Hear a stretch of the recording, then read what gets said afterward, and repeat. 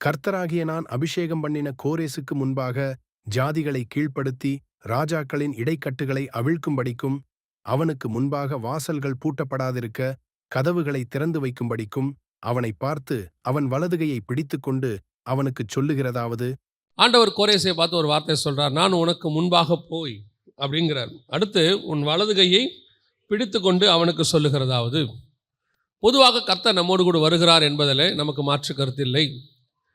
கர்த்தரை இவ்வளவு சமீபமாய் பெற்ற வேறே ஜனம் இல்லை. நம்முடைய ஆண்டவர் தான் ஜீவனுள்ள தேவனாக இருக்கிறார். நம்முடைய ஆண்டவர் தான் நம்மோடு கூட வருகிறார். இதெல்லாம் உண்மைதான்.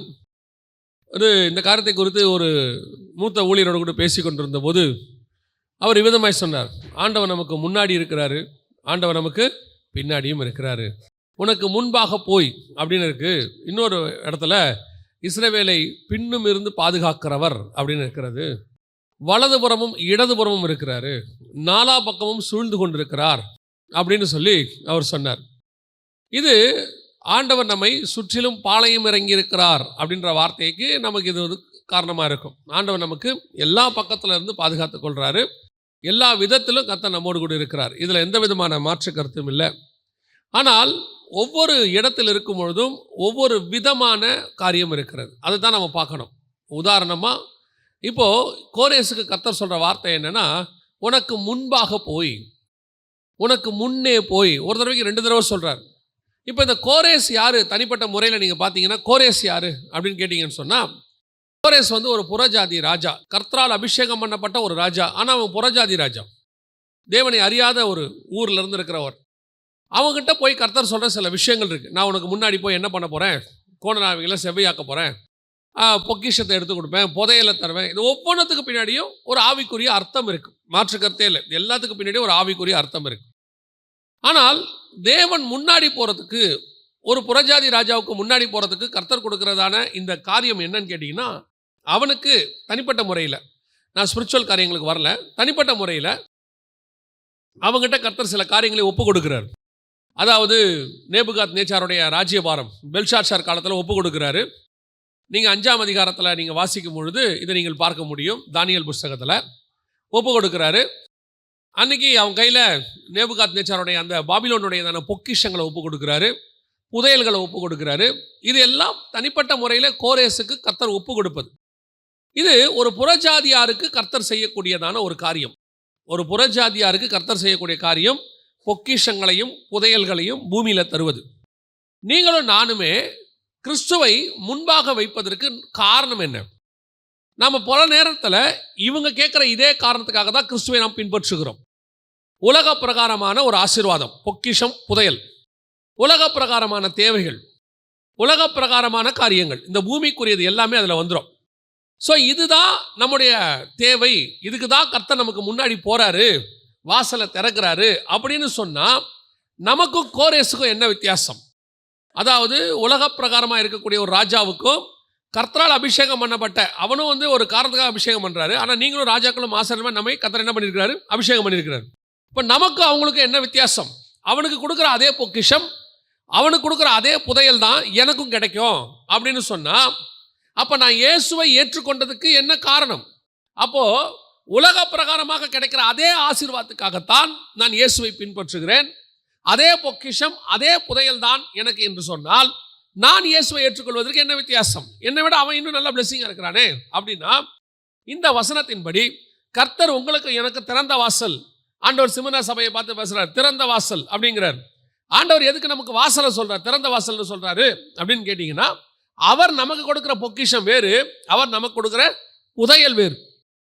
ஆண்டவர்கிட்ட இருக்கிற பொக்கிஷம் புதையல்னு பார்த்தீங்கன்னா கொலோசையர் 2ஆம் அதிகாரத்தில் சொல்கிறார், அவருக்குள் ஞானம் அறிவு என்கிற பொக்கிஷம் அடங்கி இருக்கிறது. அப்போ நமக்குள்ள பொக்கிஷம் வேறு, நாம் தேட வேண்டியது வேறு.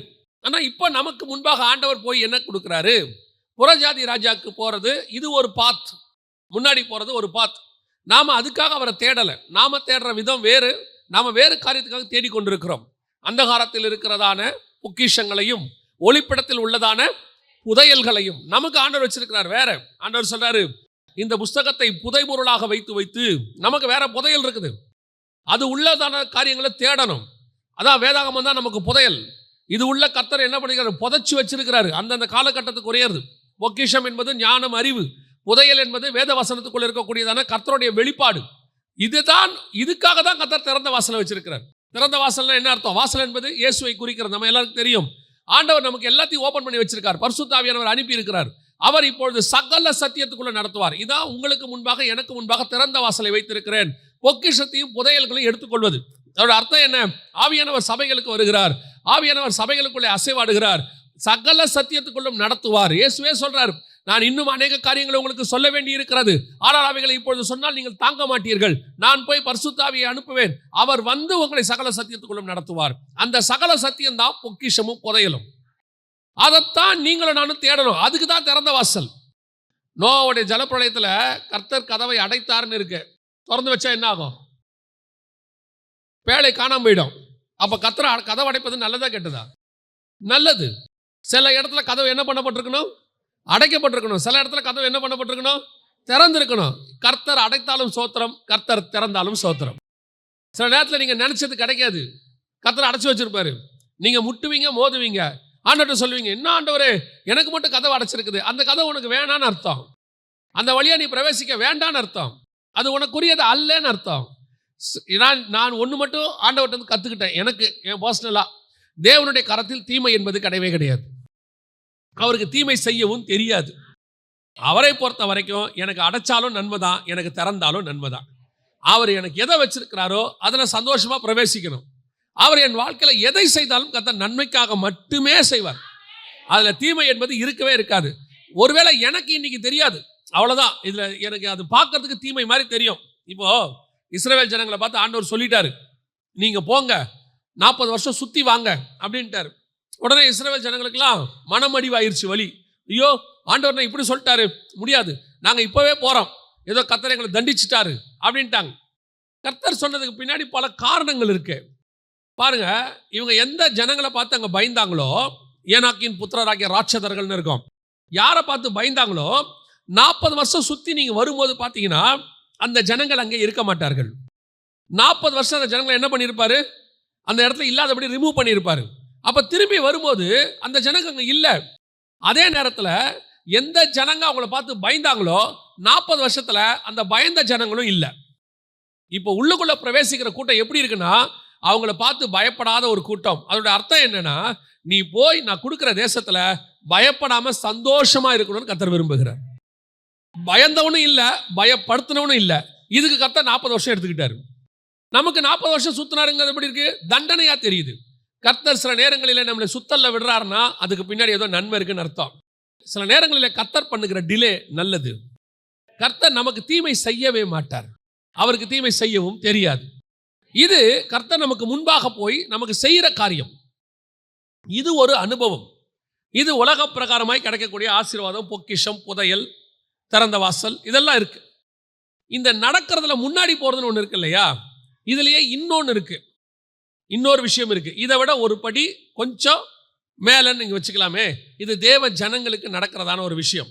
வாசிங்க, சங்கீதங்களின் புஸ்தகம் 91ஆம் சங்கீதம் 11-12 வாசிங்க. உன் வழிகள் எல்லாம் உன்னை காக்கும்படிக்கு உனக்காக தம்முடைய தூதர்களை கட்டளையிடுவார். உன் பாதம் கல்லில் இடராதபடி அவர்கள் உன்னை தங்கள் கைகளில் ஏந்தி கொண்டு போவார்கள். இது ரெண்டாவது. அதாவது உனக்கு முன்பாக தம்முடைய தூதர்களை என்ன செய்கிறாரு? அனுப்புகிறாரு. இது நம்ம அடிக்கடி நம்முடைய ஜபங்களில் நம்ம யூஸ் பண்ணுற ஒரு வசனம். இந்த வசனத்தை நம்ம எதுக்கு யூஸ் பண்ணுறோம் அப்படின்னா, பாதுகாப்புக்கு. நமக்கு முன்பாக போய் ஆண்டவர் போறாரு. இன்னொன்று வசனம் சொல்லுது, தூதர்கள் போறாங்க. இவங்க என்ன பண்ணுவாங்களா? நம்முடைய பாதங்கள் கல்லில் இடாதபடிக்கு அவங்க என்ன செய்வாங்களா? பாதுகாத்துக் கொள்வாங்க. உன் வழிகள் எல்லாம் உன்னை காக்கும்படிக்கு அப்படின்னு இருக்கு. இது நல்லா தானே இருக்கு. இதான் நம்ம வாக்குத்தத்தத்தில் சொல்றோம். ஆண்டவர் எனக்கு பாதுகாப்பு கொடுக்குறாரு, நமக்கு முன்பாக தூதர்களை அனுப்புவார், எல்லாம் சொல்றோம்ல. இப்போ இந்த வசனத்தை வாசிங்களேன். யாத்ராகமத்தின் புஸ்தகம் 33ஆம் அதிகாரம்.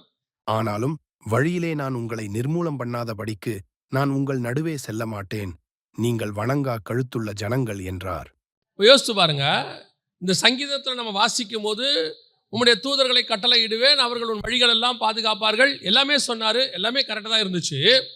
ஆனால் இந்த இடத்துல ஆண்டவர் சொல்றாரு, நான் என் தூதனை உனக்கு முன்பாக அனுப்பு, நான் என்ன செய்வேன், இவங்களை எல்லாம் அதெல்லாம் செஞ்சிடுறாரு, எல்லாரையும் துரத்திடுறேன், எல்லாம் பண்ணிடுறேன், நான் செய்ய வேண்டிய வேலையெல்லாம் செஞ்சிடறேன்ப்பா, ஆனால் நான் வரமாட்டேன், நான் என்ன பண்ணுறேன், தூதனை அனுப்புகிறேன். இப்போது இந்த வார்த்தை மோசேக்கு சந்தோஷமாக தானே இருக்கணும். ஏன்னா ஒரு தூதன் 1000 பேரையும் இன்னொருத்தன் என்ன பண்ணுவான், 16,000 பேரையும் வெட்டுவான். அவனுக்கு ஒரு பக்கத்தில் அந்த அளவுக்கு ஆண்டவர் வந்து ஆசீர்வாதத்தை கொடுத்து வச்சிருக்கிறார். ஒரு தூதனை 180,000 பேரெல்லாம் சங்காரம் பண்ணிடுவாங்க. அப்படி இருக்கும் பொழுது இப்போ நீங்கள் பாருங்க, ஆண்டவர் சொல்றார் மோசே கிட்ட, நான் தூதனை அனுப்புகிறேன்.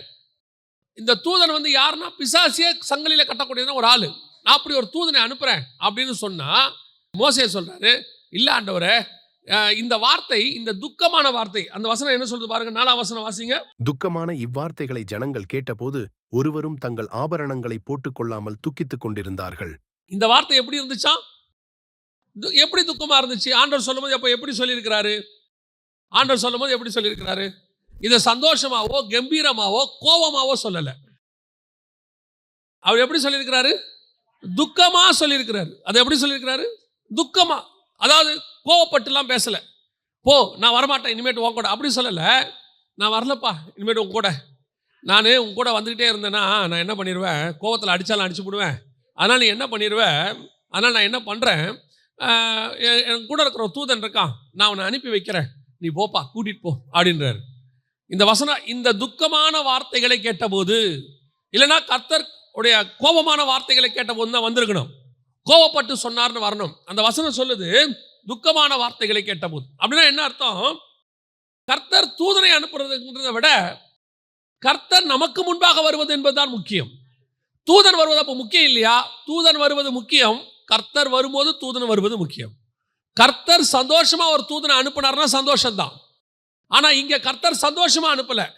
அவர் சொல்றாரு, நான் அனுப்புறேன், ஆல்டர்னேட். கர்த்தர்கிட்ட ஆல்டர்னேட் ஆப்ஷன் நல்லா தான் இருக்கும். ஆண்டவர் சொல்றது ஆல்டர்னேட்டா ஒன்று ஆண்டவர் கொடுப்பாரு, அதையும் பெஸ்டா தான் கொடுப்பாரு. ஆனா அவர் ஃபர்ஸ்ட் ஒன்று சொன்னார்ல, அதுதான் இருக்கிறதுலே தி பெஸ்ட். பல நேரங்களில் இப்போ வந்து தாவீது போய் ஆண்டவர்கிட்ட தேவாலயம் கேட்குறாரு. தேவாலயத்தை கேட்ட உடனே ஆண்டவர் சொல்றாரு, சாலமோனை வச்சு நீ கட்டிக்கோ அப்படின்னு சொல்லிட்டாரு. ஆனால் இது கர்த்தருக்கு சித்தமானது அல்ல. கர்த்தருடைய சித்தம் ஆசாரிப்பு கூடாரம் தான். அதனால தான் ஆண்டவர் கேட்குறாரு தாவீதை பார்த்து, நான் உங்களை யார்ட்டையாவது தேவாலயம் கேட்டேனா, நான் கைகளில் வாசம் பண்ணுற ஆலயத்தில் இருக்க மாட்டேன்ல, எல்லாம் சொல்லிட்டார். அப்படி சொல்லிட்டு ஆண்டவர் சொல்றாரு தாவீதை பார்த்து, இருந்தாலும் நீ கேட்ட கட்டிக்கோ அப்படின்ட்டார். இப்போ தேவாலயம் பாருங்க, மகத்துவமானது, மகிமை இறங்குது. ஒருவரும் ஊழியம் செய்யக்கூடாதபடிக்கு ஷெக்கினா மகிமை இறங்குது, எல்லாம் தான் இருக்கு. ஆனால் அந்த ஃபர்ஸ்ட் பிளான் ஒன்று இருக்குல்ல, ஆசாரிப்பு கூடாரம், அதுக்கு இது என்ன ஆகாது, ஒரு நாள் ஈக்குவல் ஆகாது. ஏன்னா பரலோகத்தின் மாடல் தான் ஆசாரிப்பு கூடாரம். வெளிப்படுத்தல் 15:5 வாசிங்க பார்ப்போம். இவைகளுக்கு பின்பு நான் பார்த்தபோது இதோ பரலோகத்திலே சாட்சியின் கூடாரமாகிய ஆலயம் திறக்கப்பட்டது. பரலோகத்திலே சாட்சியின் கூடாரமாகிய ஆலயம் திறக்கப்பட்டது அப்படின்னா என்ன அர்த்தம்? அந்த சாட்சியின் கூடாரம் இருக்கு இல்லையா, அதுதான் பரலோகத்தில் இருந்தது, அதான் ஆலயம். அந்த மாடல் தான் மோசே கிட்ட காட்டினார். இப்போ தாவீது என்ன பண்ணிவிட்டாரு, அதுக்கு ஒரு ஆல்டர்னேட் மாடலை கேட்டார் பூமியில். அதுக்கு அப்படியே இன்னொன்று. உடனே கர்த்தர் சொல்றாரு, சரி கேட்டது தாவீது கொடுக்குறேன், ஆனால் அந்த ஃபர்ஸ்ட் இருக்குல்ல ஆசாரிப்பு கூடாரம், அதுக்கு ஈக்குவலாக இது என்ன செய்யாது, வராது. தாவீது கேட்டான்னு ஆலயத்தை கர்த்தர் கொடுத்தாரு. ஆலயம் பூமியில இருந்த காலத்தை விட ஆலயம் பூமியில இல்லாத காலம் தான் ஜாஸ்தி. நான் சொல்ல புரியுதா? சாலமோன் தேவாலயத்தை கட்டினாரு, கிட்டத்தட்ட கிமு 168 அது இடிக்கப்பட்டுருச்சு. ஆன்டியோகஸ் எபிபனஸ் வந்து இடிச்சிட்டார், அந்த ஆலயம் இடிக்கப்படுது. நடுவில் நேபுகாத் நேச்சார் இடிச்சிட்டார். அப்புறம் ஒரு 70 வருஷம் ஆலயம் இல்லை. ரெண்டாவது செருபாபேல் கட்டினார், இப்போ தீத்ராயின் இடிச்சிட்டாரு. இப்போ 2000 வருஷமா ஆலயம் இல்லை. ஆலயம் இருந்த காலத்தை விட ஆலயம் இல்லாத காலம் தான் ஜாஸ்தி. ஆனால் ஆசாரிப்பு கூடாரம் இருக்குல்ல, அதான் காட்ஸ் பிளான். அந்த மாதிரி தான் இங்கேயுமே கர்த்தர் முன்பாக போறது தான், என் சமூகம் உனக்கு முன்பாக செல்லும், இதான் காட்ஸ் பிளான். ஆனால் வேற வழி இல்லை, இவன் கூட வந்தா நான் என்ன ஆயிடுவேன், உங்களை கொண்டு போட்டுருவேன். அதனால கர்த்தர் சொல்றாரு, நான் என்ன பண்றேன், உன் கூட ஒரு தூதனை அனுப்புறேன், நீ கூட்டிட்டு போ. அவனும் இதெல்லாம் செய்வான், எபூசியன் ஏத்தியன் எல்லாரையும் விடைச்சு அரிச்சு விரட்டிட்டு தேசத்தை உங்கள்கிட்ட கொடுத்துருவான், எல்லாம் செய்யறாரு. இந்த துக்கமான வார்த்தைகளை கேட்டபோது ஜனங்களுக்குமே தெரியுது இந்த வார்த்தை எப்படி இருக்குது, துக்கம் கஷ்டமா இருக்கு, ஆண்டவர் வரமாட்டேன்ட்டாரு அப்படின்னு.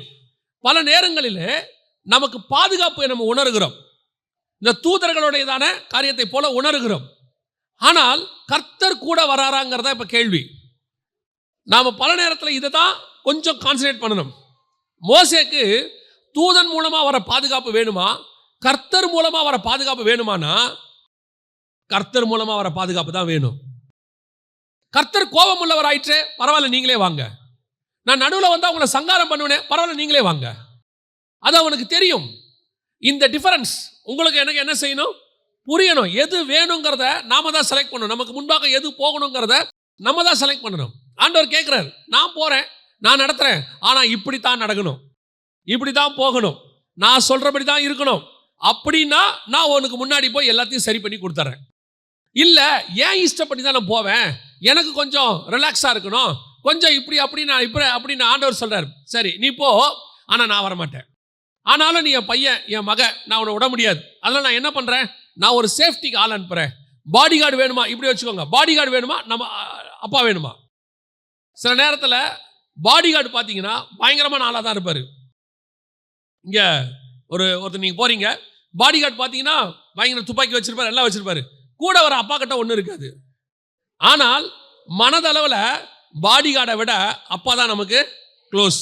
அப்பா கூட இருக்கிறது என்றைக்குமே நல்லது, அம்மா கூட இருக்கிறது என்றைக்குமே நல்லது. ஏன்டா பாடி கார்டு வேணாங்கிற, ஏன் சொல்கிற? அவன் சொல்லுவான், இந்த பாடி கார்டு இருக்கானே அவன் கட்டளைக்கு செயல்படுறவன். அடினா அடிப்பான், நில்லுனா நிற்பான், போனா போவான், வானா வாவான். ஆனால் எனக்கு யார் வேணும் தெரியுமா, கட்டளைக்கு செயல்படுகிற பாடி கார்டு வேணாம், கட்டளை கொடுக்குற எங்கள் அப்பா வேணும் எனக்கு. அதான் எனக்கு ரொம்ப வேணும். எனக்கு எஸ்தர்கிட்ட ரொம்ப பிடிச்ச ஒரு விஷயம், ஒரு தடவைக்கு 3 தடவை ராஜா கேட்பாரு. எஸ்தர் போய் பார்க்கும்போது ராஜா கேட்பாரு, உனக்கு என்ன வேண்டும் எஸ்தர், தேசத்தில் பாதியை கேட்டாலும் நான் உனக்கு தருகிறேன், அப்படிதான் சொல்லுவார். ஒரு தடவைக்கு 3 தடவை ராஜா அந்த வார்த்தையை சொல்லுவார். ஒவ்வொரு ட்ரிப்பும் எஸ்தர் என்ன பண்ணுவாங்க தெரியுமா, வேணான்றுவாங்க. ஒவ்வொரு ட்ரிப்பும் வேணான்றுவாங்க. இப்போ யோசிச்சு பாருங்களேன், எஸ்தர் கூட இருக்கிற பெண்கள், மற்ற கன்னிகைகள்லாம் இருந்தாங்களே நிறைய பேருக்கு, அத்தனை பேருக்கு எஸ்தர் எப்படி தோணும் தெரியுமா, நம்ம பாஷையில் சொன்னா பைத்தியம். ராஜா என்ன கொடுக்குறேங்கிறாரு, தேசத்தில் பாதி தரேன்றாரு. தேசத்தில் பாதினா எவ்வளவு தெரியுமா, ராஜா அன்னைக்கு அரசாண்ட நாடுகள் எத்தனைன்னா 127 நாடு அரசாண்டாராமா. எஸ்தர் 1:1 இருக்கு. 127 நாட்டில் கிட்டத்தட்ட அவர் பாதி கொடுக்குறேங்கிறார். அப்படின்னா என்ன அர்த்தம், கிட்டத்தட்ட 63 தேசம், 63 நாடு. எங்கிருந்து, இந்தியாவிலிருந்து அவர் எங்க இருந்திருக்கிறாரு, இந்த தேசம் முதல் எத்தியோப்பியா வரை, கிட்டத்தட்ட எகிப்து வரைக்கும் எல்லாம் இருக்கிற, நான் உனக்கு தரேன் அப்படிங்கிறார். அதுல பாதி தந்துடுறேன்றார். 63 நாடு. அந்த அம்மா சொல்லுது, அதெல்லாம் எனக்கு வேணாம் அப்படின்னு. ஆனா உண்மையிலே எஸ்தருக்கு விருப்பம் இல்லை. ஏன் தெரியுமா, எஸ்தருடைய நோக்கம் 63 நாட்டுக்கு நான் ராணி ஆவறதில்ல, 127 நாட்டுக்கு நான் ராணி ஆவது. ராஜா பக்கத்தில் போய் உட்காந்துட்டா 127 நாட்டுக்கு நான் தானே ராணி, நான் தானே ராஜாத்தி. நீ என்ன பாதி கொடுக்கறது? என்னுடைய நோக்கம் பாதி அல்ல, என்னுடைய நோக்கம் முழுசு, ஃபுல். இன்னைக்கு பல நேரத்தில் இங்கே தான் நம்ம மிஸ்டேக் பண்ணுவோம். நமக்கு ஆண்டவர் வச்சிருக்கிற ஆசீர்வாதம் மகத்துவமானது, அது பரலோகத்துக்குரியது. பூமியில கூட சொல்றேன், உங்களுக்கு ஒன்று கர்த்தர் கொடுக்க போறாருன்னா தி பெஸ்ட் கொடுப்பாரு. நடுவில் நாம என்ன பண்ணுவோம் தெரியுமா, அதுல ஒரு 50% கிடைச்சா கூட போதுங்க, 60 கிடைச்சா கூட போதுங்க, அதுவே நமக்குலாம் ரொம்ப அதிகங்க. நாம எப்பவுமே நம்ம விஷன் கொஞ்சம் பெருசாக இருக்கணும். நாம சில நேரத்தில் ஆண்டவருடைய பிள்ளைகளாகிறதுக்கு முன்னாடி பாவத்தில் இருந்தோம், மீட் எடுத்துட்டாரு, உண்மை. அதே நேரத்தில் இப்போ நாம் ராஜாவுடைய பிள்ளைகளாய் மாறி இருக்கிறோம். கர்த்தர் நம்மளை மாற்றி இருக்கிறாரு இல்லையா, தகப்பனுங்கிற உரிமையை கொடுத்துருக்கிறாரு. அந்த தகப்பனுங்கிற உரிமையோட தான் யாருக்கிட்ட போகணும், அப்பா கிட்ட போகணும். நான் பாவிங்கிறதுல மாற்று கருத்தே இல்லை. உடனே நான் ராஜாவின் பிள்ளை ஆயிட்டேன், நான் பாவியே கிடையாது, இல்லை, நான் ராஜாவின் பிள்ளை ஆயிட்டேன், என்ன அபிஷேகம் பண்ணியாச்சு. ஆனால் இன்னும் எனக்குள்ள என்ன இருக்குது, கொஞ்சம் கொஞ்சம் குறைவுகள்லாம் பாவங்கள்லாம் இருக்கு, அது முற்றிலும் மாறணுங்கிற எண்ணம் இருக்கணும். சிலர் ஒன்று இப்படி போயிடுறான், நீ ராஜாவின் பிள்ளை ஆயிட்ட, இனிமேட்டு உன்னை யாரும் எதுவும் பண்ண முடியாது, உனக்கு பரலோகம் கன்ஃபார்ம் அப்படிங்கிறான். அந்த இதுவும் இல்லை. முடிவு பரியந்தம் நிலை நிற்கிறவனே ரட்சிக்கப்படுவான். அதனால கேட்கும் போது இப்ப மோசேக்கு நல்லா தெரியுது, வர்றது யாரு, சம பெரிய பாடி கார்டு. சும்மா ஒரு தூதன் போதும், அடிச்சு நவுத்திடுவான், எல்லாம் பண்ணிடுவான். ஆனாலும் அவர்களுக்கு தெரியுது இது துக்கமான வார்த்தை, எங்க அப்பா என்ன சந்தோஷமா அனுப்பல. எப்பவுமே நான் சொல்லுவேன், நம்ம அப்பா நம்ம கூட இருந்துட்டார்னா வேற எவனை பத்தின கவலையும் நமக்கு கிடையவே கிடையாது. அவர் நம்ம கூட வரணும், முன்பாக போகணும். இந்த இடத்துல தூதர்கள் வருவது பாதங்கள் கல்லிடாதபடிக்கு பாதுகாத்துக் கொள்வாங்க, எல்லாம் உண்மைதான். ஆனால் அந்த காரியம் அப்பாவோடு கூட இருக்கணும். அப்பா இல்லாம நான் வரமாட்டேன்னு சொல்லி ஒரு தூதன் இருக்கிறானா அது வேஸ்ட். அது தேவையில்லை. இது உங்களுக்கு தெரியணும். ஸோ ஆண்டவர்கிட்ட கேட்கும்போது எப்பவுமே ஆண்டவரே எனக்கு நீங்க தான் வேணும். இதை மறந்துடாதீங்க. ஆண்டவர்கிட்ட எப்போ கேட்டாலும் என்ன கேட்கணும்? ஆண்டவரே எனக்கு நீங்க தான் வேணும். அது வேணுமா இது வேணுமா? அவரையே தந்தவர் மற்ற எல்லாவற்றையும் அருளாதிருப்பது எப்படி? அவரையே நீங்க கேட்டுட்டீங்கன்னா மிச்சம் எல்லாம் கூட வந்துடும். அவரோடு கூட நான் சொல்லுவேன், வழிகளிலே காக்கும்படிக்கு தூதர்கள் வரணும். அது பழைய ஏற்பாட்டில் உண்மை. தூதர்கள் இருக்கிறாங்க, புதிய ஏற்பாட்டில் இருக்கிறாங்க, இல்லைன்னா சொல்ல. ஆனால் புதிய ஏற்பாட்டில் பரிசுத்த ஆவியானவரே உங்களுக்குள் வந்து வாசம் பண்ணுகிறார். தேவனே உங்களுக்குள்ள இருக்கிறார். அதுக்காக தான் நான் என்ன சொல்றேன், எப்பவும் இந்த தூதர்கள் இந்த மாதிரி பிசாசுகள் இப்படிப்பட்ட காரியங்களுக்கு பின்னாடி போகாம யாருக்கு பின்னாடி போயிடணும்? தேவனுக்கு பின்னாடி போயிடணும். அப்பா கூட வாங்க, அவ்வளோதான், மற்ற எல்லாம் முடிஞ்சிச்சு. அப்பாவே கூட வந்தாச்சுன்னா, நான் சொல்றது நல்ல தூதன், தேவ தூதன், அவனே கூட வருவதை விட எங்க அப்பா எனக்கு கூட வருவதுதான் மேன்மையானது. அல்லேலூயா. எப்ப கேட்கும் போதும் ஆண்டவர்கிட்ட அதை கேளுங்க, நீங்க கூட வாங்க ஆண்டவரே. அப்பா கூட வரும்போது தனியா இருக்கும். இப்ப அப்பா கூட வந்தா என்ன ஆகும்? வாசிங்க, உபாகமத்தின் புஸ்தகம் 1ஆம் அதிகாரம் 31வது வசனத்தை வாசிங்க. ஒரு மனிதன் தன் பிள்ளையை சுமந்து கொண்டு போவது போல நீங்கள் இவ்விடத்திற்கு வருகிற வரைக்கும் நடந்து வந்த வழிகள் எல்லாவற்றிலும். இப்ப பாருங்க, கோரேசுக்கு முன்னாடி போனது வேற, இப்ப இவங்களுக்கு முன்னாடி போறாரு.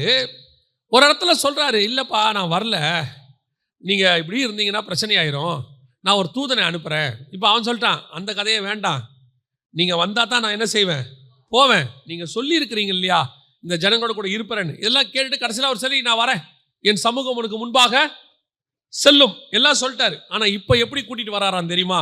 இப்போ அவரு ஒரு தூதனாகவோ வேற எந்த இதுலையும் வரல. இப்ப வசனம் சொல்லுது, ஒரு தகப்பன் தன் பிள்ளையை சுமந்து கொண்டு வருவது போல நான் சுமந்து கொண்டு வந்தேன் இவ்விட வரைக்கும். இந்த தகப்பன் பிள்ளையை சுமப்பதுன்றது இல்ல, இது கொஞ்சம் வித்தியாசம். ஒரு டிராவல்ல நீங்க பாடி கார்டோட போறதுன்றது வேறு. ஒரு டிராவல்ல உங்களுக்கு முன்பாக ஒரு கைடு, யாரு? கோரேசுக்கு ஒரு கைடு, நான் உனக்கு முன்பாக போய் என்ன செய்வேன், கோணநாளுங்க செவ்வையாக்குவேன். ஒரு கைடு முன்னாடி போறாரு, இன்னொன்று ஒரு பாடி கார்டு கூட வர்றாரு. இது எல்லாத்த விட அந்த டிராவல்ல இன்னொன்று ரொம்ப முக்கியமானது என்ன இருக்குன்னு கேட்டா, ஒரு தகப்பன் தன் பிள்ளையை சுமந்து கொண்டு, இந்த கேரிங்கே வேற. பாடி கார்டு இருக்கிறான், கூட வந்துகிட்டே இருக்கான். அந்த பாடி கார்டுக்கு உங்க முகத்தை பார்த்தா என்னன்னு தெரியாது. உங்க முகத்தை பார்த்தா என்னன்னு தெரியாது. நீங்க கவனிச்சிருப்பீங்களான்னு தெரியாது. பொதுவா நான் ஸ்கூல் முடிச்சுட்டு காலேஜ் முடிச்சுட்டு வீட்டுக்கு வருவேன். சாயங்காலத்தில் வரும்போதே எங்க அம்மா அப்படியே என்னை பார்ப்பாங்க. பார்க்கும்போதே அந்த அம்மாவுக்கு தெரியும் நமக்கு பசி இருக்கா இல்லையான்னு தெரியும். வந்த உடனே சொல்லுவாங்க, சரி கை காலை கழுவிட்டு வந்து சாப்பிடு அப்படின்னு. எனக்கு ஒன்றும் வேணாம், அதான் முகத்தை பார்த்தாலே தெரியுதே வாம்பாங்க. சில நேரத்தில் இந்த பெண் பிள்ளைகள் நடக்கிறத வச்சு அந்த அம்மா கண்டுபிடிச்சிருவாங்க அவங்களுக்கு என்னங்கிறத ப்ராப்ளங்கிறத. அந்த அம்மா கேட்கும், என்ன உன் நடையே சரியில்லையே, இது உடம்பு சரியில்லையா அப்படின்னு கேட்பாங்க. இது யாருக்கு தெரியும்னு கேட்டிங்கன்னா, தகப்பனுக்கும் தாய்க்கும் மட்டும்தான் தெரியுமே ஒழிய இது பாடி கார்டுக்கு தெரியாது, கைடுக்கு தெரியாது. பாருங்க, நீங்கள் வீட்டில் உடம்பு சரியில்லைன்னா அம்மா செய்கிற சாப்பாடு எப்பவுமே எப்படி தான் இருக்கும், அந்த உடம்பு சரியில்லாததுக்கு ஏற்ற மாதிரி தான் இருக்கும். அன்றைக்கி வீட்டில் ரசம் தான் இருக்கும், இல்லை ஏதாவது ஒன்று இருக்கும். சொல்லுவாங்க அவனுக்கு உடம்பு சரியில்லை. முந்தி, இப்போ நான் சொல்கிறதில்ல, முந்தியெல்லாம் ஒரு 30-40 வருஷத்துக்கு முன்னாடிலாம் ஒரு ஆளுக்கு வீட்டில் உடம்பு சரியில்லைனா எல்லாருக்கும் ரசம் தான், அத்தனை பேருக்கும் ரசம் தான். என்ன சொல்லுவாங்கன்னா, அவனுக்கே உடம்பு சரியில்லை அதான் ரசம் வச்சோம். அதாவது அன்னைக்கு ஒரு ஃபேமிலியில் எப்படி இருந்தோம்னா, ஒருத்தனுக்கு பாதிக்கப்பட்டால் நம்ம எல்லாருக்கும் பாதிக்கப்பட்ட மாதிரி இல்லையா? ஆனால் நிஜமாகவே ஒரு தாய் அல்லது தகப்பன், இந்த இடத்துல சொல்லுது, ஒரு தகப்பன் தன் பிள்ளையை சுமந்து கொண்டு வருவது போல, அப்படி சுமந்து கொண்டு வருவது போல ஒரு ஒரு தேவன் வந்து கூட வர்றாருன்னா யோசிச்சு பாருங்களேன். அந்த அந்த ஒரு பையனை பார்த்துக்கிற மாதிரி நான் உன்னை பார்த்துக்கிறேங்கிறாரு. நீ வந்த வழிகள் எல்லாவற்றிலும் என்ன செய்கிற, கூட வர. எனக்கு இந்த வசனத்தை தியானிச்சுட்டே இருக்கும்போது ஒரு 2 பேர் தாம் பிள்ளைகளை எப்படி கொண்டு வந்தாங்கன்றது பைபிள் ஆண்டவர் எனக்கு உணர்த்தி காட்டினார். இந்த வசனத்தை நீங்கள் வாசிங்க.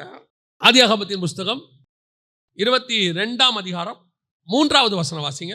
ஆபிரகாம் அதிகாலையில் எழுந்து தன் கழுதையின் மேல் சேணங்கட்டி தன் வேலைக்காரரில் 2 பேரையும் தன் குமாரன் ஈசாக்கையும் கூட்டிக் கொண்டு தகன பலிக்கு கட்டைகளையும் பிளந்து கொண்டு தேவன் தனக்கு குறித்த இடத்திற்கு புறப்பட்டு போனான். 3ஆம் நாளில் ஆபிரகாம் தன் கண்களை ஏறெடுத்து பார்த்து தூரத்திலே அந்த இடத்தை கண்டான். 3 நாள் பிரயாணம் போயிருக்கு. 3 நாள் பிரயாணம் போயிருக்கு. இந்த பிரயாணத்துல ஆபிரகாம் தன் பையனை கூட்டிட்டு போறாரு. ஆபிரகாம் என்ன பண்றாரு? கழுது மேல வச்சு தன் பையனை என்ன பண்றாரு? கூட்டிட்டு போறாரு. 3 நாளும் ஆபிரகாம் எதுக்கு கூட்டு போறாரு பையனை? இந்த 3 நாளும் ஆபிரகாம் பையனை எதுக்கு கூட்டு போறாரு? பலி கொடுக்க கூட்டிட்டு போறாரு. இப்ப இந்த பையனுக்கு தெரியாது அப்பா எதுக்கு கூட்டு போறாரு, பலி கொடுக்க கூட்டு போறாரு தெரியாது. 3ஆவது நாள்ல தான் போய் கேட்கறான் மலைக்கு மேல, தகன பலிக்கு ஆடு எங்க. அப்ப அது வரைக்கும் அவனுக்கு தெரியாது. அப்ப இந்த 3 நாளும் பையன் எப்படி போயிருப்பான் அப்பா கூட?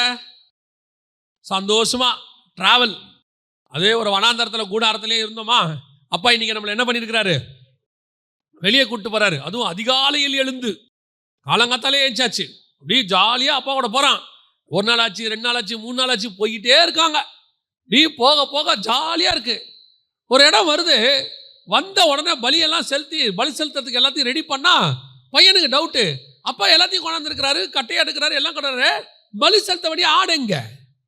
ஆண்டவரே பலிக்கு அப்பா எங்க அப்படின்னா, அப்பா கையை காலை பிடிச்சி கட்டுறாரு. இப்பதான் அப்போ அவன் மனதில் என்ன இருந்திருக்கும்?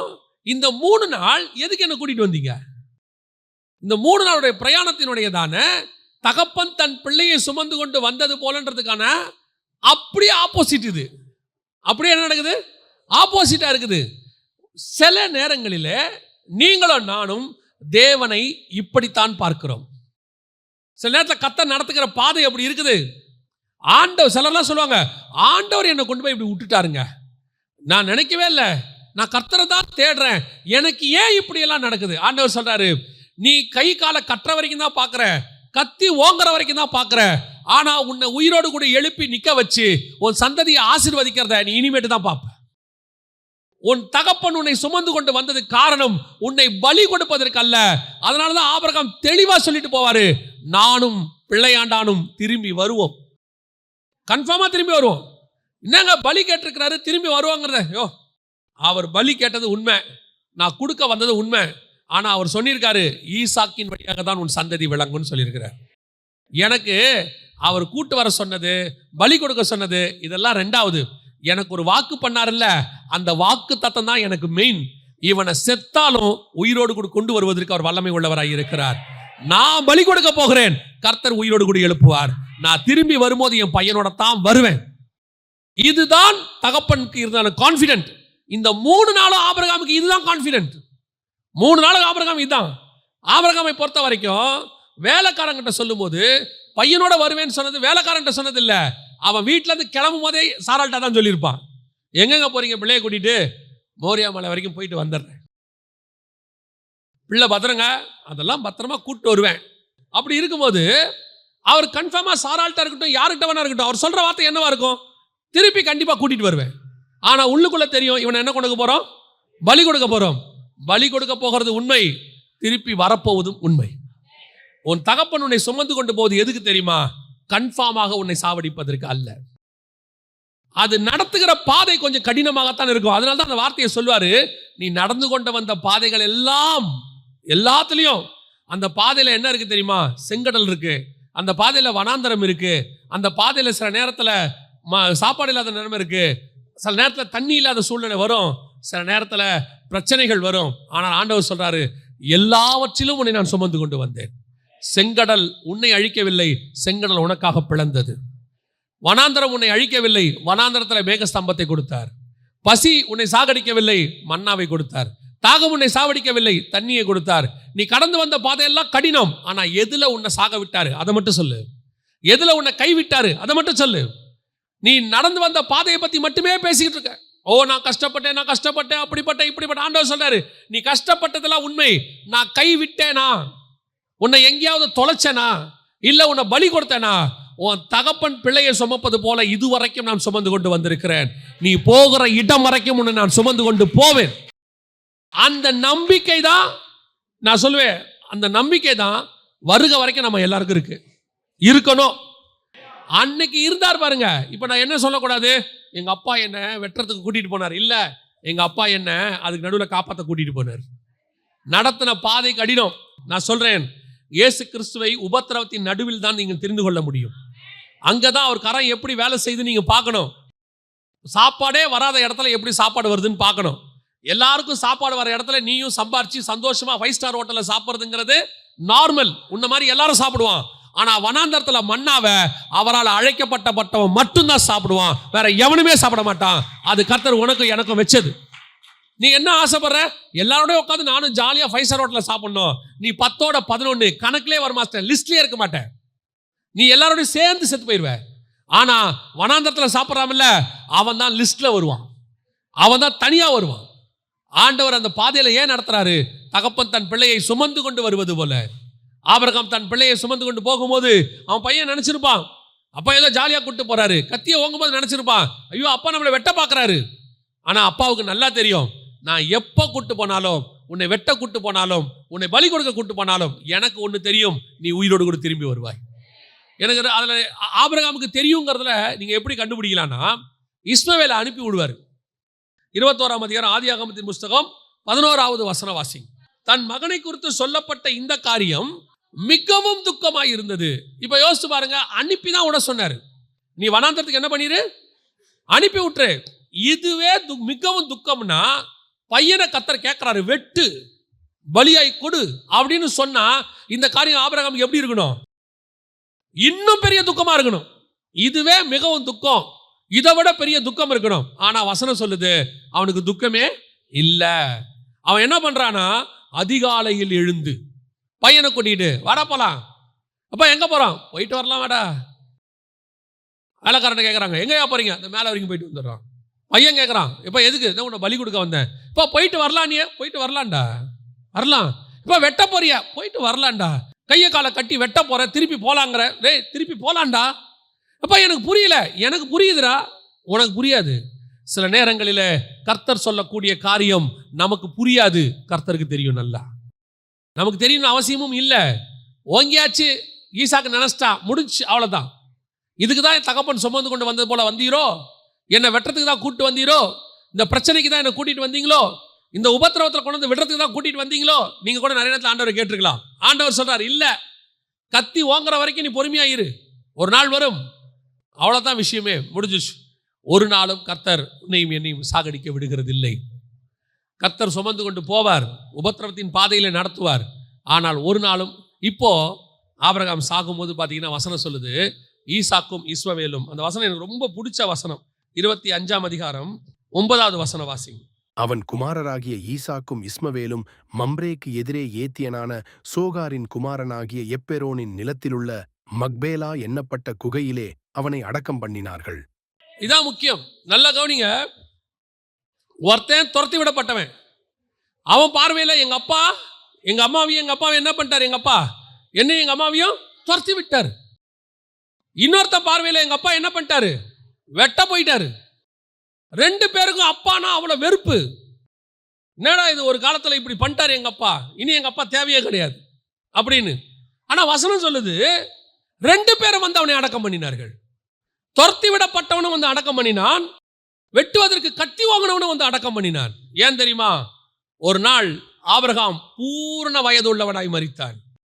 அப்பத்தான் இவனுங்க எல்லாருக்கும் தெரியுது, இது வரைக்கும் ஆபிரகாம் செஞ்சது எல்லாமே கர்த்தருடைய சித்தத்தின்படி செஞ்சான்.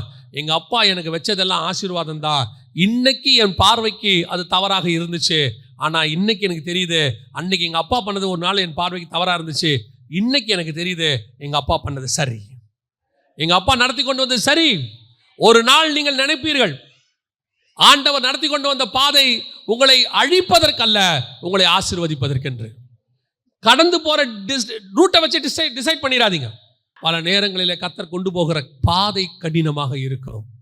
நாம் துக்கத்தோடு கூட தான் கடந்து போவோம். இந்த காரியம் எனக்கு துக்கமாக இருந்தது, ஆனால் முடிவு சம்பூர்ணமாக இருக்கும். ஏன்னா ஒன்று மட்டும் நான் தெளிவாக சொல்லுவேன், உன் தேவனாகிய கர்த்தருடைய கரத்தில் தீமை என்பது கிடையவே கிடையாது. அவர் நடத்தி கொண்டு போகிற அத்தனை பாதையும் ஆசீர்வாதத்தின் பாதை, அத்தனையும் ஆசீர்வாதம். அது கத்தி வாங்கினாலும் ஆசீர்வாதம், துருத்தியில தண்ணி வச்சு துரத்தி விட்டாலும் ஆசீர்வாதம், அப்பா அம்மா விரட்டி விட்டாலும் ஆசீர்வாதம், எது பண்ணாலும் ஆசீர்வாதம் தான். ஏன்னு தெரியாது, ஆனா அது ஆசீர்வாதம் தான். ஆனா பிடிச்சிக்கிறது தகப்பனாக இருக்கணும். கரம் பிடிச்சது யாரா இருக்கணும்? தகப்பனா இருக்கணும். இன்னொரு தகப்பனை குறித்து நான் சொல்லிட்டு முடிக்கிறேன். வாசிங்க. அதே ஆதியாகமத்தின் புஸ்தகம் 32ஆம் அதிகாரத்துல 22வது வசனம் வாசிங்க. ராத்திரியில் எழுந்திருந்து தன் 2 மனைவிகளையும் தன் 2 பணிவிடைக்காரிகளையும் தன்னுடைய 11 குமாரரையும் கூட்டிக் கொண்டு யாப்போக்கு என்கிற ஆற்றின் துறையை கடந்தான். இந்த சம்பவம் உங்களுக்கு தெரியும். ஏசா கொல்ல வர போறான் அப்படின்னு இவர் நினைச்சுக்கிட்டாரு. இப்போ இவர் ஒரு ஐடியா பண்றாரு. என்ன ஐடியா பண்றாரு?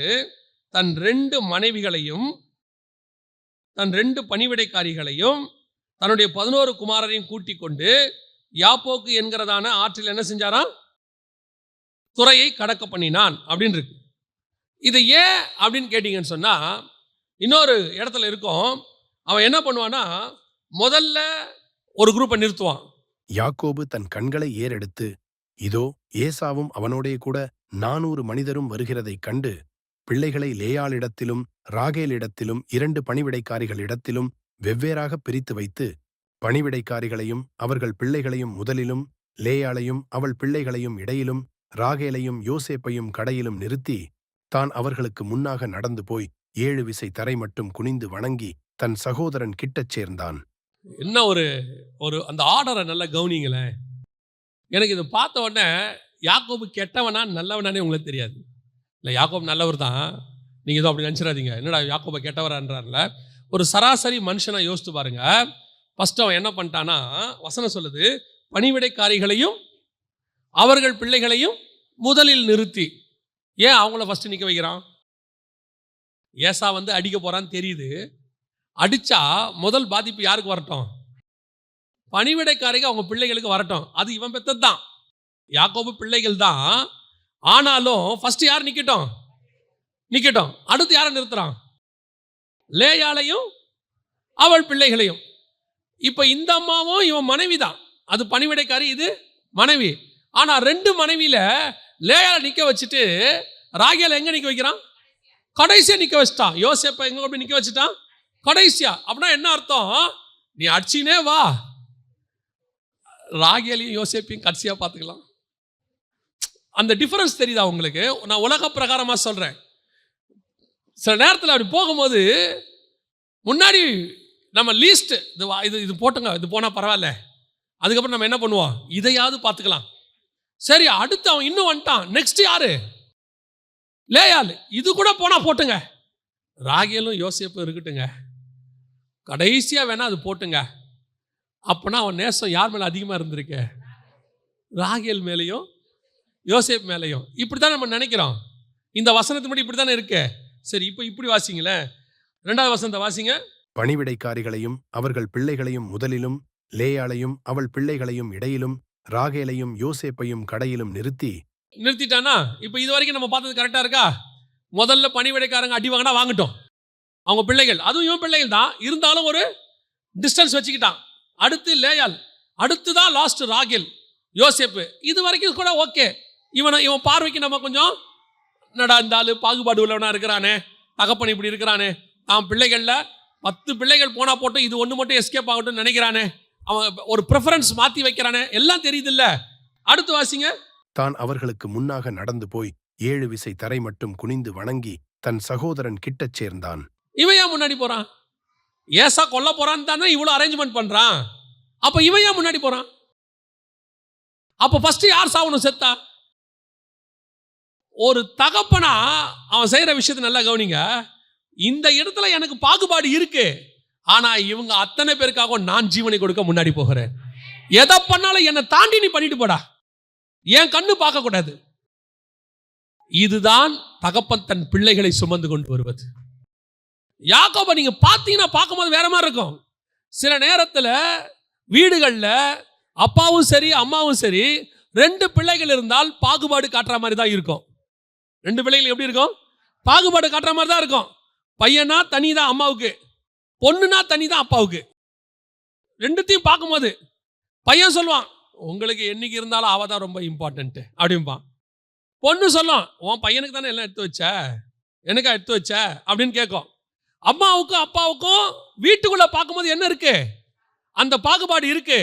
ஆனா வீட்டுக்கு ஒரு பிரச்சனைன்னு வரும்போது 2 பிள்ளையும் ஒன்னா தான் அவங்க பார்ப்பாங்க. அவங்க தான் ஃபர்ஸ்ட் போவாங்க. ரெபேக்கா ஏன் பெஸ்ட் தாய் தெரியுமா? ஒரு வேர்டு சொல்லுவாங்க யாக்கோபு கிட்ட, உன்மேல் வரும் சாபம் யாவும் என் மேல் வரட்டும், ஆசீர்வாதம் உனக்கு வந்துட்டு போட்டோம்.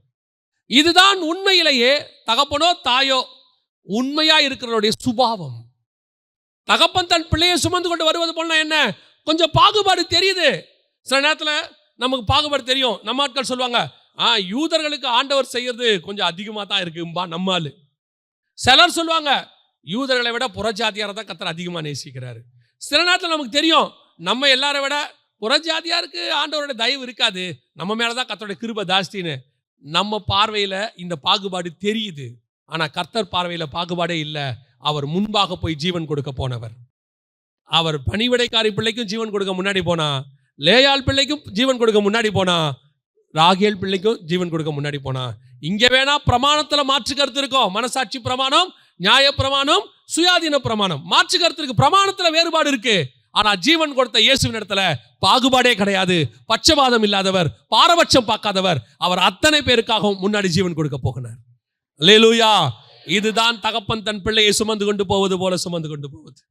முன்னாடி போற ஆண்டவர் அப்படிப்பட்டதான் ஆண்டவர். இந்த சுபாவம் நமக்கு வரணும். பாகுபாடு இருக்கத்தான் செய்யும் சில நேரத்தில். ஆனா ஒரு இடம் வரும்போது நாம தான் ஜீவன் கொடுக்கிறவங்களா முன்னாடி போகணும். இப்ப தகப்பன் முன்னாடி போறதுக்கான நோக்கம் தெரியுதா? தகப்பன் பிள்ளையை சுமந்து நம்ம என்ன நினைக்கிறோம்? இந்த வசனத்தை எப்பவுமே எப்படி நினைக்கிறோம் தெரியுமா? தகப்பன் தன் பிள்ளையை சுமந்து கொண்டு போவது போல அப்படின்னு சொன்னா அவரு ஆசீர்வாதமா கூட்டிட்டு போறாரு. உண்மை, எல்லாம் உண்மைதான். முன்னாடி போய் கொண்டாந்து செவ்வையாக்குவாரு, ஒளிப்பிடத்தின் பொக்கிஷங்களை தருவாரு, புதையல்களை தருவாரு ஆண்டவர். அதெல்லாம் மாற்று கருத்தே இல்லை. அடுத்து தூதனை கூட அனுப்புறதுனா பாடி கார்டு அனுப்புவாரு. ஆனா அதெல்லாத்தையும் தாண்டி ஒன்று இருக்கு, தகப்பன் முன்னாடி போகிறதுன்னு ஒன்று இருக்கு. அந்த தகப்பன் முன்னாடி எதுக்கு என்ன கூட்டிட்டு போறாரு தெரியுமா? அவருக்கு ஒன்று தெரியும், நான் கடந்து உன்னை கூட்டிக் கொண்டு போகிற பாதை கடினம் தான், கண்ணீர் தான், கொஞ்ச நேரம் உபத்திரவம் தான், அழுகதான், கத்தி ஓங்கிறது தான், உன்னை வனாந்தரத்தில் விடுறது தான். ஆனால் எனக்கு நன்றாய் தெரியும், நீ வனாந்தரத்தில் துருத்தி தண்ணீரோட அப்பத்தோட ஓடினாலும் சாக மாட்டாய், கத்தியை தூக்கினாலும் நீ சாக மாட்டாய். உங்க ரெண்டு பேரையுமே கர்த்தர் ஆசீர்வதிப்பார். அல்லேலூயா. யாக்கோபு பார்க்கறதுக்கு தெரியும், பணிவிடைக்காரி பிள்ளைக்கும் லேயாள் பிள்ளைக்கும் ராகேல் பிள்ளைக்கும் வித்தியாசம் இருக்கிற மாதிரி தெரியும். ஆனால் அத்தனை பேருக்கும் ஜீவனை கொடுக்க கர்த்தர் முன்னாடி போய் கொண்டிருக்கிறார். அல்லேலூயா. அந்த தேவன் தான் உங்களையும் என்னையும் தகப்பன் தன் பிள்ளையை சுமப்பது போல சுமந்து கொண்டு போகிறார். ஆமென். எந்த இடத்திலும் ஆண்டவரை சந்தேகமே படாதீங்க. எந்த இடத்துலையும் ஆண்டவர்கிட்ட முறுமுறுக்காதீங்க, துக்கப்படாதீங்க. ஏன்னா கர்த்தர் கருத்துல என்ன கிடையாது? தீமை என்பது கிடையவே கிடையாது. அவர் உனக்கு முன்பாக போய் உன்னை ஒரு தகப்பனை போல ஜீவன் கொடுக்க முன்னாடி போயிட்டு இருக்கிறார். ஏன் அவர் முன்னாடி போறார் தெரியுமா? ஜீவன் கொடுப்பதற்கு, உன்னை பாதுகாப்பு. எது வந்தாலும் எனக்கு ஒன்று நல்லா தெரியும், எது நமக்கு நடந்தாலும் கர்த்தரை தாண்டி நடக்கவே நடக்காது. கர்த்தர் அனுமதி இல்லாம நடக்கவே நடக்காது. அதுதான் யாக்கோபு.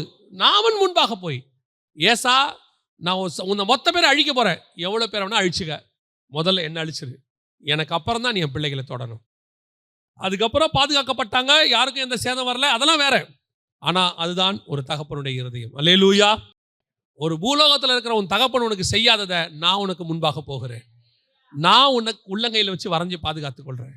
உன்னை ஒரு நாளும் கைவிடாத தகப்பன் சொல்லுகிறார். தகப்பன் தன் பிள்ளையை சுமந்து கொண்டு வந்தது போல. ஒருவேளை நீ வந்த பாதை கடினமா இருக்கும், ஆனா இது வரைக்கும் உன்னை கொண்டு வந்தது யாருன்னு நீங்க நினைக்கிறீங்க? இது வரைக்கும் உங்களுக்கு ஜீவனை கொடுத்து பத்திரமா பாதுகாத்து யாருன்னு நினைக்கிறீங்க? நீங்க எத்தனையோ நேரத்தில் கூட இருக்கிறவங்களை குறை சொல்றீங்க. ஏன் தேவனையே குறை சொல்றீங்க? ஆண்டவர் இருந்தா இப்படிலாம் நடக்குமா? ஏன் ஆண்டவர் இருந்தா எங்க அப்பா இப்படி இருக்காரு? ஏன் ஆண்டவர் இருந்தா என் வாழ்க்கையில் இப்படிலாம் நடக்குது? ஆண்டவர் சொல்றாரு, அப்படியெல்லாம் நடந்துச்சே, நீ என்ன ஆன? செத்துட்டியா?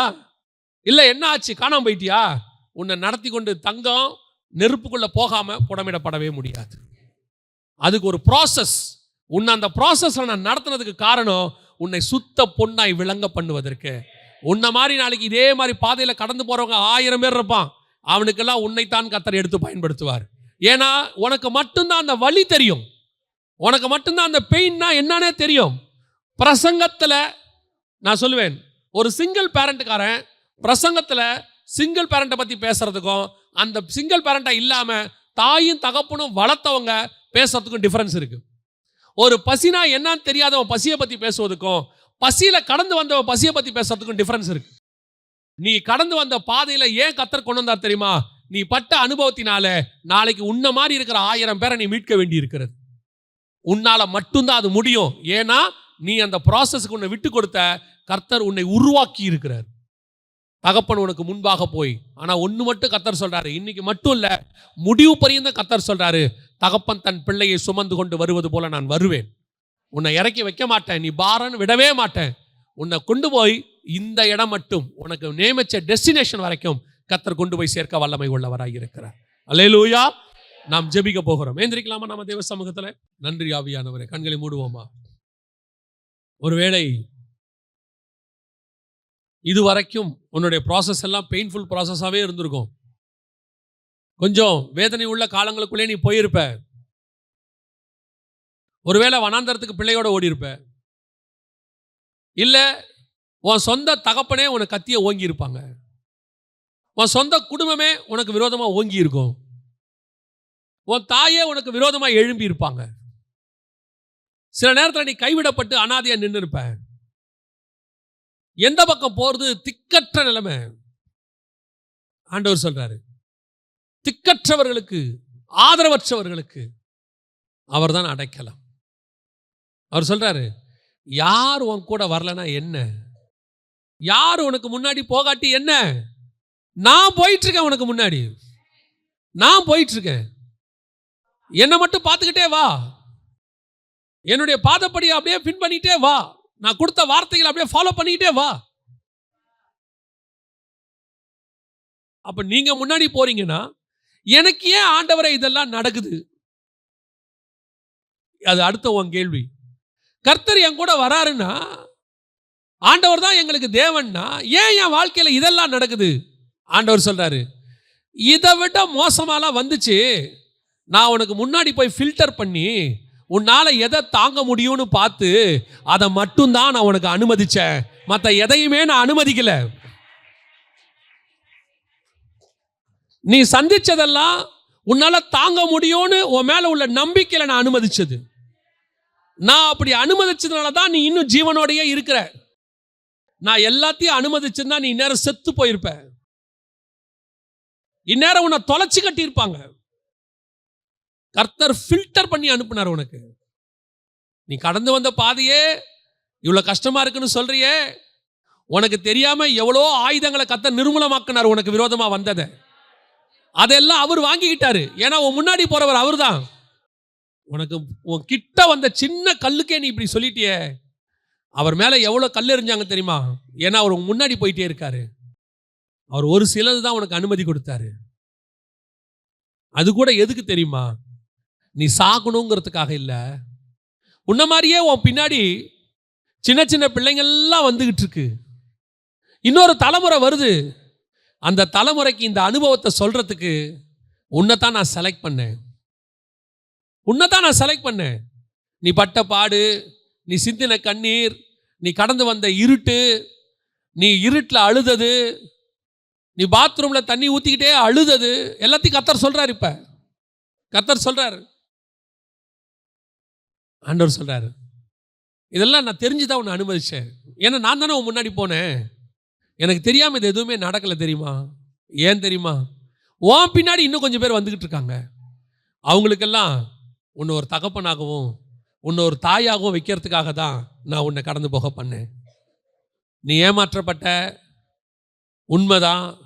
நீ நம்பினவங்க ஏமாத்திட்டாங்க, உண்மைதான். உங்ககிட்ட உண்டானதையும் எடுத்துக்கிட்டு போயிட்டு உன்னை நடுத்தரில் விட்டுட்டாங்க, உண்மைதான். அடுத்த வேளை சாப்பாட்டுக்கு என்ன பண்ணுவேன் நீ யோசிச்ச, உண்மைதான். உனக்கு முன்னாடியே நான் அதை யோசிச்சிட்டேன். அந்த வேளை சாப்பாடு உனக்கு கொடுத்தது நான் தான் தெரியுமா? ஆண்டவர் சொல்றாரு, அன்னைக்கு நான் உனக்கு சாப்பாடு கொடுத்தனால தான் இன்னைக்கு நீ ஜீவனோடு கூட இருக்கிற. ஒப்பு கொடுப்போமா?